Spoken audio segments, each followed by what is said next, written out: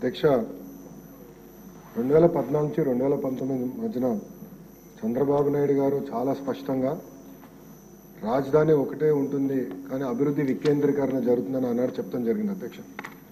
దాంట్లో భాగంగా ఆనాడు ఉమ్మడి జిల్లాలకి ఒక్కొక్క జిల్లాలకి ఒక్కొక్క సెక్టర్ ఫోకస్ అనేది ఇస్తాం జరిగింది అధ్యక్ష.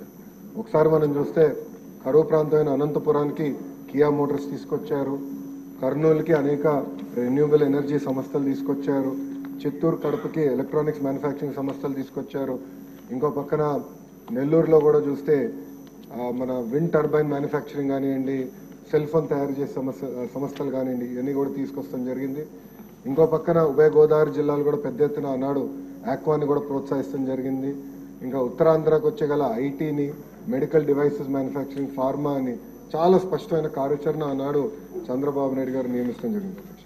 దాంట్లో భాగంగా అధ్యక్ష మీరు ఒక్కసారి చూస్తే కేంద్ర ప్రభుత్వం అంటే రాష్ట్ర విభజన చట్టంలో ఉన్న సంస్థల్లో కూడా ఏదైతే ఆంధ్ర రాష్ట్రానికి ఇస్తానని హామీ ఇచ్చారో అది కూడా మీరు చూస్తే ఐఐటి తిరుపతికి, ఐఎం విశాఖపట్నంకి, ఐజర్ తిరుపతికి, ఇంకో పక్కన NIT Tadepalligudem, IIT DM Kurnool, central university Anantapur, ఇంకా సెంట్రల్ ట్రైబల్ యూనివర్సిటీ విజయనగరం జిల్లా కూడా ఆనాడు మన ప్రభుత్వం కూడా ఇష్టం జరిగింది అధ్యక్ష. అంటే మీరు చూస్తే అభివృద్ధి వికేంద్రీకరణ అంటే ఇది అధ్యక్ష. అంతేగాని 500 కోట్ల రూపాయలు ఖర్చు పెట్టి ఒక ప్యాలెస్ కట్టుకుంటాం కాదు అధ్యక్ష. అధ్యక్ష మీరు ఒకసారి ఐఐటిలో చూస్తే ఆనాడు తెలుగుదేశం ప్రభుత్వం ఆగస్టు 9, 2016లోనే భూములు కేటాయించి పనులు కూడా ప్రారంభించే విధంగా చేస్తాం జరిగింది అధ్యక్ష. ఐఎం విశాఖపట్నానికి వచ్చే గల ఏప్రిల్ 16, 2016లోనే ఆనాడు 240 ఎకరాలు భూమి ఇస్తాం జరిగింది అధ్యక్ష. ఐజర్ పోతే మీరు చూస్తే డిసెంబర్ 17, 2015లోనే 255 ఎకరాలు ప్రభుత్వం ఇస్తాం జరిగింది అధ్యక్ష. ఇంకా ఎన్ఐటి తాడేపల్లిగూడెంకి వచ్చే గల 172 ఎకరాలు ఏప్రిల్ 16, 2016లో ఇస్తాం జరిగింది అధ్యక్ష.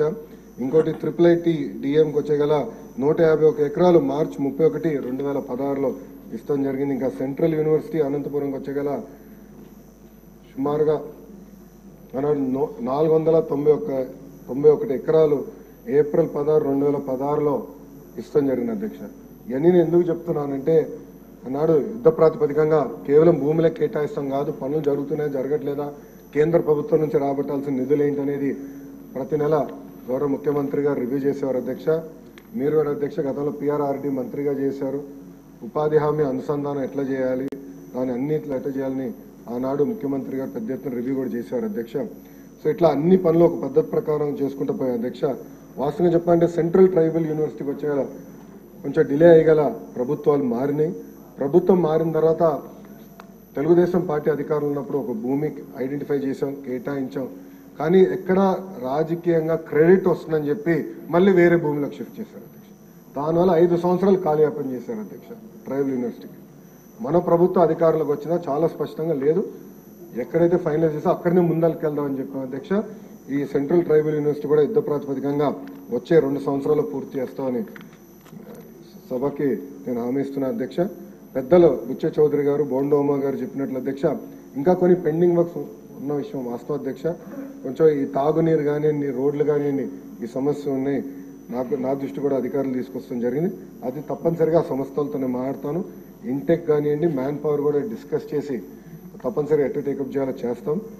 పెద్దలు బుచ్చ చౌదరి గారు ఏకంగా రాజమండ్రి ఏమైనా చేస్తే బాగుంటుందని కోరటం జరిగింది. అది ఆల్రెడీ ఒక ఆలోచనలో ఉన్నాం. తొందరలోనే మీతో చర్చించి ఎట్లా చేద్దాం అనేది will take it. Thank you అధ్యక్ష. గౌరవ సభ్యులందరికీ మనమండి క్వశ్చన్ నెంబర్ 168, క్వశ్చన్ నెంబర్ 398 ఈ 2 క్వశ్చన్లు కూడా వైసీపీ ఎమ్మెల్యేలు క్వశ్చన్ ఇచ్చారు. వాళ్ళు అటెండ్ అవ్వలేదు కాబట్టి ఈ రెండింటికి కూడా సమాధానం ఇచ్చినట్లుగా భావించాలి.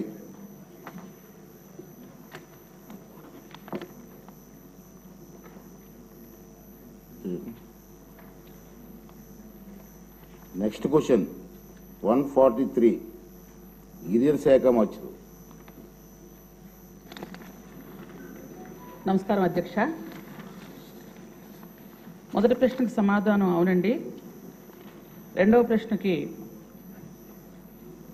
2019-24 మధ్యకాలంలో